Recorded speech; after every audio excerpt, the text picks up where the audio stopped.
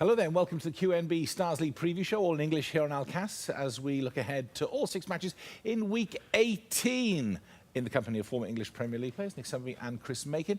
Just the 5 weeks left to go and we're still uncertain on who's going to win the QNB Stars League, who will finish in the top 4 and who will be relegated. So, an intense 5 weeks coming up, Chris Makin. It will be intense, but we are certain of the finishing places. You are, but mathematics doesn't allow that yet. Yeah, the results last week changed it a bit. The wins for Alcor and Karatat might change at the bottom. They might be able to drag Qatar Sports Club into that relegation mile, but the ones at the top, that was a massive win for Al Sadd last week. So Al Sadd runaway leaders for you? For me, yeah. They've been waiting for 2-3 years to be in this position. I can't see them faltering now. I think there may be a few twists in the tail yet. Plenty for us to discuss over the next 25 minutes. Let's now have a look at the league standings going into this week and how they line up for week 18 with Shadin Wadan. Going into week 18 of the QNB Stars League, Al Sadd have now opened up a 4-point advantage over last year's champions Al Duhail. Al Saliya are in 3rd, pushing Al Rayyan into 4th place, who only just stay ahead of Al Ahli in 5th. Al Arabi remain in the top half of the table. In the bottom half, Slal and Al Gharrafa have their own little battle going on, while Al Shahaniya remain clear of danger at the moment. Qatar Sports Club are slowly being drawn into the relegation battle currently being fought out between Al Khor and Al Khritiyat. As for the fixtures, on Wednesday the 27th of February, Al Khritiyat face Al Gharrafa at 1800, and later on Al Shahaniya are up against Al Rayyan at 2010.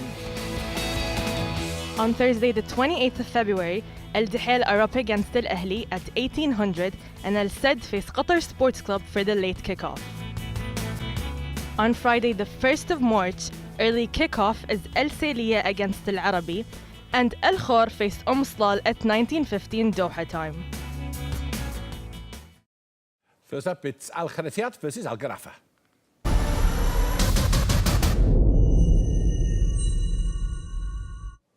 Al Khritiyat did it in week 17. They got only their second win of the season. Chris Makin, let's just remind ourselves of how they scored that goal. How did they get the penalty? But the most important thing, it was the 3 points. Let's not remind us how they got the penalty. It was lucky. We'll take 5 minutes discussing it. Very lucky for me, but doesn't matter. Lazar steps up, sucks it away, and what a win that was for Al Khritiyat. They had some fabulous chances in the second half. Could have made it 2 or 3. Very poor performance from Salal. Where's this performance come from? You know, right at the death. Is it too little, too late? Hopefully not for them. Okay, you mentioned the good performances there. Nick, Al Yazidi, Razak, both of them showed there was a little bit more to Al Khritiyat all of a sudden. Just a little bit more belief. You know, they earned the right, and they were fantastic on the night.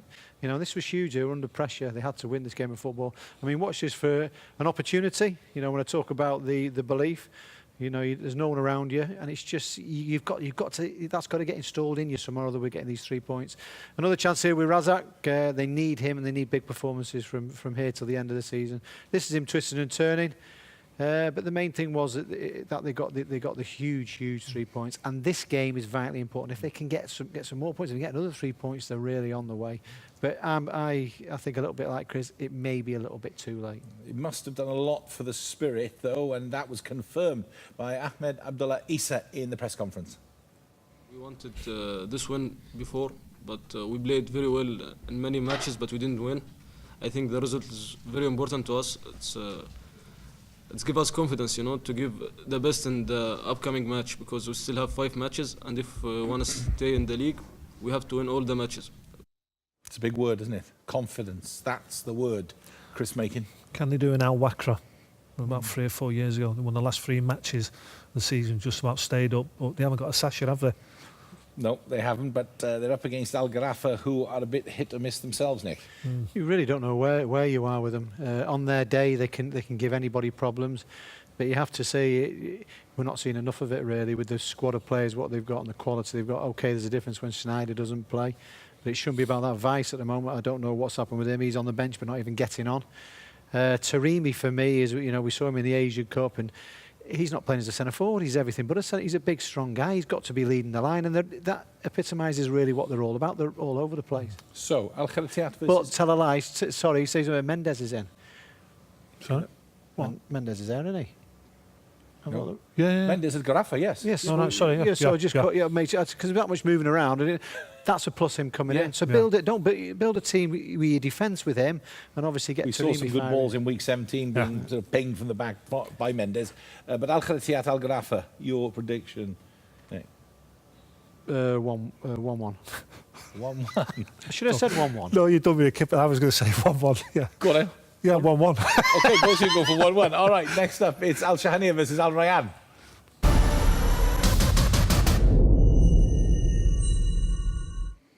One thing you get from Al Shahania every week is effort. We got it in week 17. Again, Nick, just the one goal. It was a nice goal from Hani. I mean, it's just that, what you kept saying, both of you in commentary, the quality in the final third, not enough for this. That's all they need in this game. If they can just get it going in the final third, everything else with them, they're a good team. You know, but at the moment they could get dragged into a relegation battle. I don't think they will do. But I just think the manager there, they work on your trainings, work on your finishing, work carving opportunities out, because everything up to that. They are a confident side, playing out from the back, playing in midfield. They did their business at the start of the season, didn't they? Yeah. They had some wonderful wins there, and I think they're safe now. Yeah. Jose Murcia Gonzalez, the head coach, he remains level-headed. Our road is game by game. Only I think in Al Rayyan, but it's possible 4 or 5 points more. Is a good result for us. No? Now we have 70, no? 70, 21, 22 is possible. It's the different, sure, no? But 4 or 5 points more is winning. I think going game by game is fine, you know, for your health, for health reasons. I think if you start thinking... We go show by show. Show by Yeah, but do you know what they should do there? They should bring a ban in football. You're not allowed to say that throughout the world. And if you do, you get deducted 3 We're points. struggling, Not won't giving they? me Everyone an won't know what to idea say. now. When somebody asks me, what's coming up in next week's show? Well, my show, focusing on today. Right, let's bring up a little bit of information here from stats. Now, I've brought this one up from Al Rayyan. Step back a little bit there, Chris, so I can just read this out. Al Rayyan Football Club, third behind Al Sadd and Al Dahel for fast tempo. Now, in the games they lost against Al Khor and Al Sadd this season was when their fast tempo was below the league average, okay? So what this is saying, stop Al Rayyan and their tempo, and you stop Al Rayyan. My question is, you can come forward a little bit now, is do Al Shahania have what it takes to stop that tempo? Because that's what Al Rayyan can't cope, is when they can't play at their pace. Can I ask a question first, please? Yeah. How do you measure tempo? By passes? Stats provide me with the information. Can we have one of these guys on one? They're coming in next season, Chris, don't worry, every week. Chris, it's a very good question. Now, could you mind just answering that one, please? I'll tell you what it is. I'll break it down to simple language. What's the thing you said? Why aren't they zipping? Why aren't they moving the ball around? Right, you can tell that. You don't have to measure it. Yeah. We saw one of the slowest games we've seen all season with Al Dahel and Garaffa. Was it? Yeah. Well, and it was just like. I always pass it here.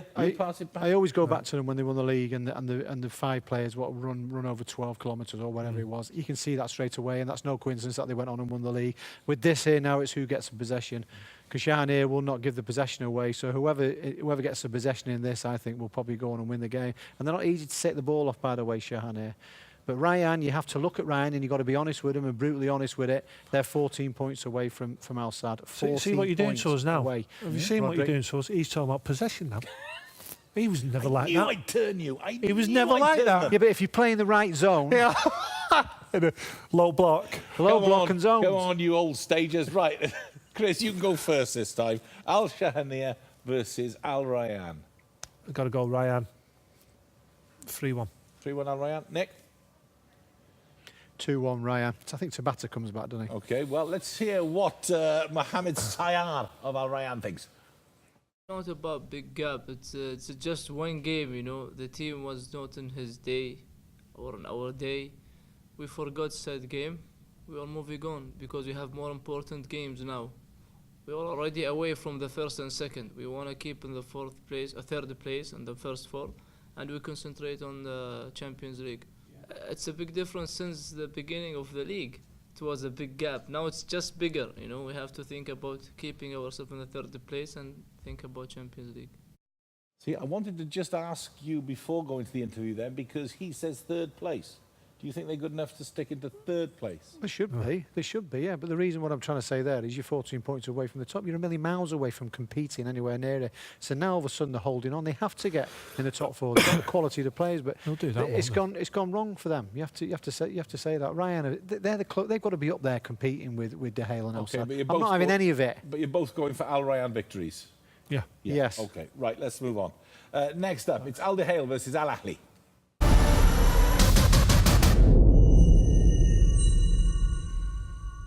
I'm trying to think if we ever discussed an Al Duhail game where they didn't score. I don't think so. But what we did see was chances, if we're to pick anything, Chris, from this. And El Arabi, 19 goals this season, wasn't his day. It wasn't. Well, when I look back on the game, I thought it was a really poor game, and I didn't think El Arabi was getting the chances. But having a look at this, there's 2 or 3 opportunities for him to score, and on this one, he doesn't even hit the target. So even though they played bad, they still created some chances. Well, enough to win the game, but I'm not looking forward to this game, really. De Gea and Al Ahly, if they played like they did the last game, the pair of them, then we could be in for quite a poor game. They've really got to lift it, haven't they? I'd say when Ed Milson came onto the pitch at Al Duhail, they looked more like the Al Duhail from early in the season. Okay. What would you say, Nick, about their tempo and No, I didn't, to bring that in again? Didn't like it because it's only what we used to. They've set their own standard, and it wasn't there. And considering how important it is now, considering this time of the season when they're actually flying by, then I didn't like it. That might be a one-off game, but that one-off game might lose them the league. Okay, well, they're up against Al Ahly. Let's hear from their head coach, Ruben de la Barrera. I think the level of the league has improved a lot in the second leg. So our target is to improve, to maintain our thinking into can increase our number of points, our win on the table. So for that reason, we have to improve as a team, improve the way we want to do our game, our style. And at the end of the season, we have to evaluate what we do. Okay, looking to improve, yes. Fantastic voice he's got, by the way. Any voiceovers or anything, he's perfect. It's like, if not, he'd do a fantastic... Are you working as an agent again? No, but if not, he'd do a fantastic... I'm not talking as a manager. If not, he'll do a fantastic Barry White on... It's like an echoing, strong, deep voice, you think. It's good. But will it have the effect on the team? They lost 1-0 to Al Salia, didn't they, in week 17? A lot of huff and puff. They had a lot of possession. They just couldn't make it count. They really got a grip of the game. I wasn't impressed by Al Ahly. Brought some players in there that don't really fit into the team. They've got rid of some players that I think should still be playing. You've got to go back to before the mid-season break where they're playing some fabulous football. They didn't want the mid-season break to come, did they? Flying high, playing some unbelievable football, attacking football. And that performance against Salia, I didn't really buy it. Yeah, they're still in 5th. They won't make the top 4, will they? Will they? This is a big game for them. They're 1 point behind Al Rayyan. It's a must-win game and a very difficult game for them. I mean, we enjoy watching Abdel, didn't we? We loved watching him. Yeah. You've got to get him back. He was, when things weren't going well, he was standing out. Yeah. Can they get him back to his best again? Because he's exciting. And obviously Mutawali as well. Al Duhail versus Al Ahly, Nick, your turn. It's not his turn. All right. Thanks for saying that, Chris. I don't know what to say. Isn't it? No. All right, Christopher. He could go first, though. Who's it? Al Duhail versus Al Ahly. Got to go De Gea, 2-1. Okay. Nick? 2-2. Another draw. Next up, Al Sadd versus Qatar Sports Club.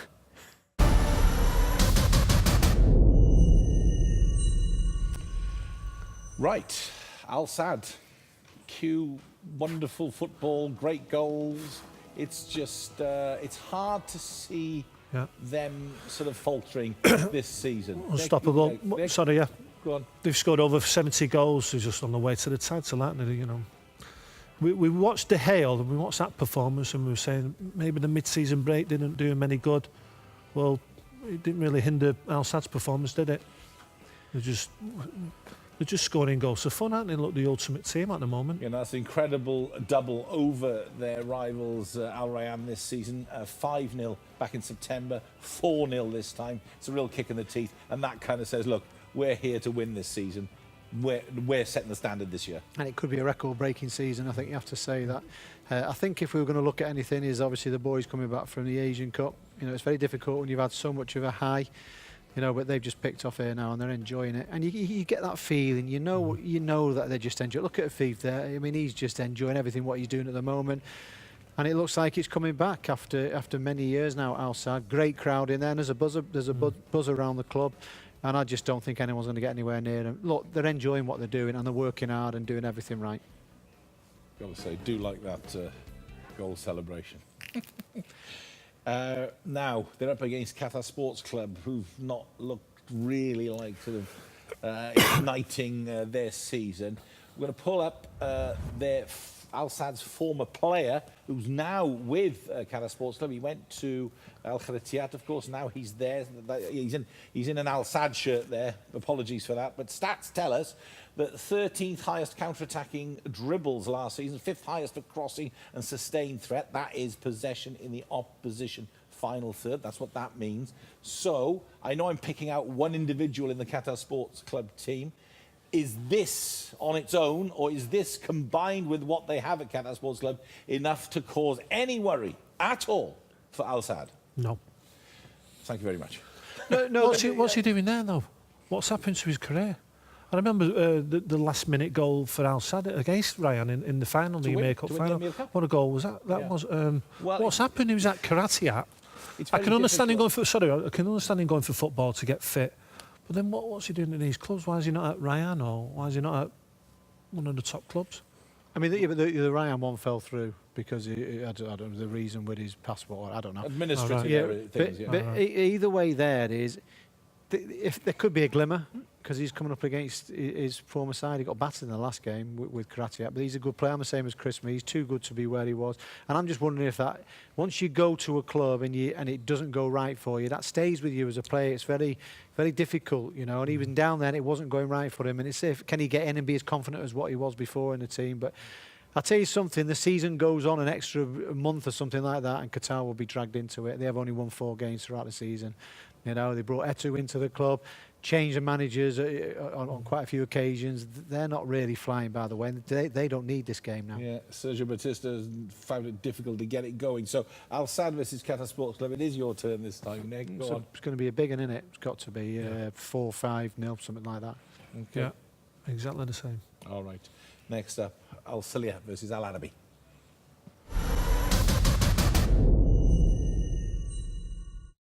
Okay, Al Salia, just the one goal needed if we look at week 17. It was a nice bit of work. Once again, Nadir Belhaj, he just keeps going, doesn't he? I tell you what, this is a massive. I mean, we're talking about Al Sadd making a statement. They made a statement in this game. This is. I know they had a bit of luck there, mistake by Ivan, the goalkeeper, but this game is vitally important for them. They're in the driver's seat at the moment. You know, and why can't they finish in the top 4? It's a big game for them now. Trabelsi's just signed his new deal. How many times have we seen them throughout the seasons where all of a sudden they've done well and they've faltered off? I think they're hitting at the right time at the moment. And this victory, if they get another victory here now, might push Rayyan out, struggling to get into the top 4. I think this could be an interesting fixture because they're up against an Al Arabi side who could be turning things around. This was their win over Al Shahaniya in week 17. Heimir Hallgrimsson, Chris, the head coach, very thorough. Did you feel it was a little different this time? Oh, we've said that many times about the new players and managers that come into Al Arabi. I don't know, we'll have to give it a few games, but this looks a promising partnership between Boney and Fahad. I like it. Boney coming to feet, using his strength, and Fahad in behind could be something useful. Morteza, another great addition. It'll be a tough game this for Al Salia. It's nice to see players that are brought in and both of them just hitting their mark straight away. Morteza, we know about him. Boney, we know from Wilfred Boney from the English Premier League, of course. Sometimes it takes players a little while to settle. Both of those have just stepped in and hit the ground running. And they look first and foremost a strong and organised side, you know, and they're strong, the players you just mentioned. And I agree with what Chris said there. It's a difficult game, this for Salih. If Salih can come through this, and that's a huge result. But they're a different side, Al Arabi. It's as if they give the manager time. We have to say that, but they've given him players to bring in. That's for sure to strengthen the side up. Okay, well, let's hear from him, the head coach, Heimir Hallgrímsson. That's our aim to close it, but we know that the individual quality of the players will always be different. We accept that. We acknowledge that they have the majority of the national team players, and the bulk of the squads are Qatarian players. So we acknowledge that. So we have to be better in some other areas than individual quality, and this is our plan. We have our identity. We have our areas that we would like to be the best team in Qatar. So we are working on those areas more than others. And inshallah, we will be the best in those areas. And if we can beat teams that maybe have superior players than we have. Okay, it's all about the togetherness again and the unit, isn't it? I think he's admitting they've got some good individuals. So he's obviously pointing at Morteza, the ones we've been talking about, and Wilfred Boney, and maybe Fahad. That's really interesting what he's talking about there. But I'd love to know what the areas are where he's going to be better than other teams like Al Sadd and Al Dale. I can only think of one at the moment. That's set pieces. Yeah, well, why not? Yeah, Look at set pieces. Yeah. We see plenty of them. They look solid already, don't they? Yeah. What he's trying to say there is Al Sadd and De Gea get all the international players, which is difficult for the rest. So he has to try and find another way, which is good. The gist what I'm getting from a lot of the managers, how upset they are, they're stopping and starting. You do have to say, they said we had one game in March. So you get the players going, you get some sort of routine, and it's a very, very difficult for them to keep them on that sort of, getting in your mindset of playing all the time. And it's, when you one game in March, it's so much stopping and starting and difficult. Chris, do you want to go with this one first then? Al Salia. Yeah, I'm going to go with a draw. A draw? Yes. A goalless draw, or are we going to get goals? Draw's a draw, Rod. I'll go with 1-1. No, it's not. I'll go with 1-1. 1-1. Yeah. 1-1. It's a difficult one, really. 2-1 to Salia. It's your front two. Again, they're the ones that are going to find them into that top four. Okay, we'll move on to Al Khor versus Salah.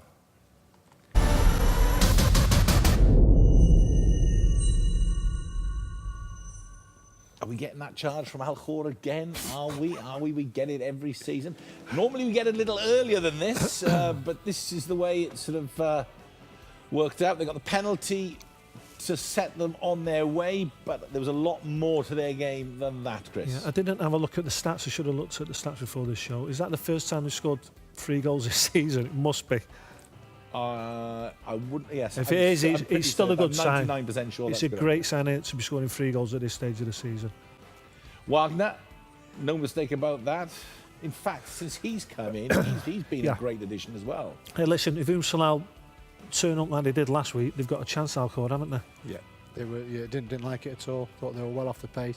But just watch this here now. Just saying this, it was a fantastic goal. But look at the celebration. That's telling me after. Look how happy all these players are. For some reason, they've got it together in the dressing room. You'll see here now, and they're all on to each other. Look how happy everyone is. The manager is you can see him. He's a grafter, and it's very difficult when he doesn't go right for you. But maybe they've turned the corner. Okay, they're up against Salah. Well, they need a reaction. That was a poor performance, and the manager's got to be busy this week in training. He's got to get a reaction from his players. That's the only thing that had worried the Al Khor players this week. What Salah's going to turn up this? When did he play? Well, let's hear from the head coach, Raul Caneda. We are dealing with very important risk now that we are going to play against teams that are playing finals. They are playing with their lives, because if they don't win, they go to relegation. Then, in this kind of circumstance, you have to try to balance the attitude, no? I am not especially happy with the last game, for sure, even because when you lose, you cannot be happy. But my goal is from the point of view of the passion must be the same. They are fighting for their lives, okay? But we are fighting for our reputation. And every time that you go to a football pitch that is 1 hour and 45 minutes every week, you have to give your best. Then this is my only goal even in Qatar, that you don't play many games, no? That every game have to be very important, because it's your reputation that you are playing with. Raul Caneda. Like that, Nick, don't you? Have the games been extended? How long are the games now? Well, by the way, with time added on, they certainly have been extended. Sorry, yeah. I don't think I can't remember the last 90-minute game ever. It's not I mean, it's +5, +7, plus, you know. 1 hour 45 though, isn't it? I think he just wants the concentration for that length of time. Listen, he makes a point there, and that's what, you know, it's not hard really, it's what you do, it's your profession, and that's what you should be doing. There's a lot of pride in your performance. I said, but can you inject that into him? You've got to have that naturally. That's what you have as a footballer, you know, and he's trying that approach. It's very, very difficult, you know, to get him going. Did they peak Salal those years back? Is that the best they're going to be? That because it doesn't. Are we not seeing that anymore? Because it just seems to be something. I would freshen it, mate. I'm talking about freshening it, not just having Sagbo up front. It's so predictable. Get somebody else alongside him. Move it a little bit. It's so you Manwes on the right and left. It's easy to play against. But he wants the consistency of this passion as well. I think he gets that with me. And let's face it, they got a good in week 16. They got a good win, didn't they? They beat Al Gharafa. They looked in that game in week 17. You know what worries me when a manager's talking about we need the passion.